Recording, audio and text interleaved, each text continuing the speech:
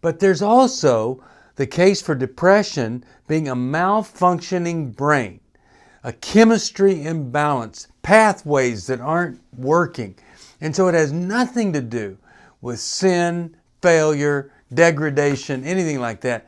It's simply because this organ up here isn't working. And we've got to get that organ working. I've said. From New Life Ministries, this is Going Deeper with Stephen Arterburn. I'm Stephen Arterburn. And Going Deeper is all about taking the tough issues, the hard issues of life, looking a little bit deeper inside so that we can gain some insight into our lives. Hi there. Thanks for joining me for Going Deeper, and we're looking at depressed people. They're all around us, and we can either be helpful or hurtful. And so I've been talking about some things that can be very hurtful if you're ever interacting with somebody who's depressed. I think we could just sum up what I'm going to talk about today as minimization. And the most obvious way to minimize what somebody's going through is to say, hey, surely it's not that bad. Look at all you have to be grateful for. Oh my goodness. Is that right? Somebody is going to tell me it's not that bad.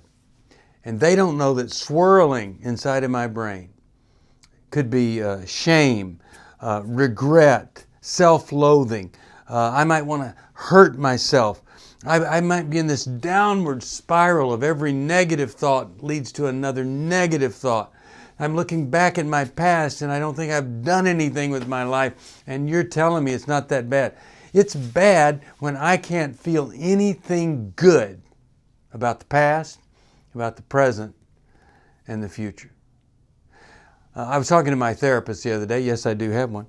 And he said, in a certain type of counseling, they look at regrets of the past, resentments, and that's, of course, in the present, and anger and all that. And then this third thing, appreciation and gratitude.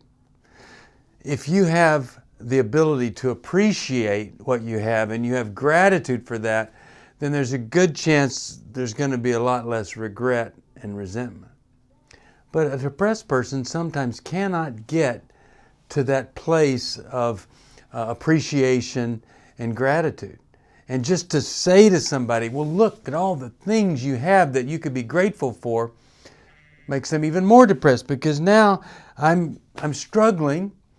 And I should be able to see all the good stuff, and you're telling me I'm weak, which is another message we never want to give people. That depression is a weakness, or it's for weak people. Look, depression can be a result of some horrible sin. There's no question about that. The consequences are great. We lose stuff when we do bad stuff. But there's also the case for depression being a malfunctioning brain, a chemistry imbalance, pathways that aren't working. And so it has nothing to do with sin, failure, degradation, anything like that. It's simply because this organ up here isn't working. And we've got to get that organ working. I've said it before that especially this one minister saying, I am on antidepressant medication that I used to preach against from the pulpit. But I sank down into a depression, and now the medication I used to preach against is the medication that allows me to preach today. Then there's one other really horrible thing to say to a depressed person. Hey, look, you need to get out more. Well, depressed people don't want to get out. They get stuck. They're inside. They're struggling with everything that they have within them just to stay alive and to function. And they don't want to get out. What we could do instead is to encourage them to get out with you and go see somebody that could help them. A counselor, a psychologist, a psychiatrist, someone. So what I've got here is I've got these examples of superficial, uncaring, destructive things that you could say to anybody that's going through depression. And I'm just saying, let's don't do it. In fact, why don't we ask questions rather than say anything? Hey, when you're at your worst, how does that feel? Has anything made it better?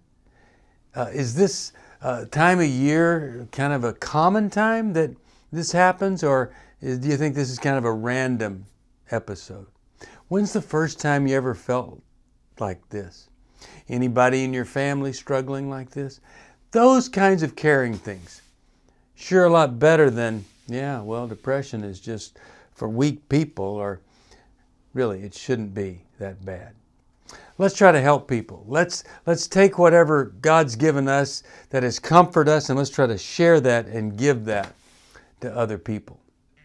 In the meantime, maybe it would be great if we looked into our own lives and ask ourselves this question: why is it hard for me to connect with someone that is depressed? What is it in me that shuts off all compassion and moves into judgment of a depressed person? Where's that coming from? Solve that mystery, and you might be solving one of the greatest mysteries of your life. I'll see you next time, right here on Going Deeper.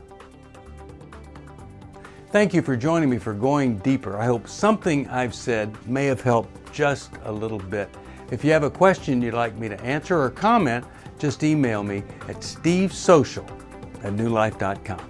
I'll see you next time.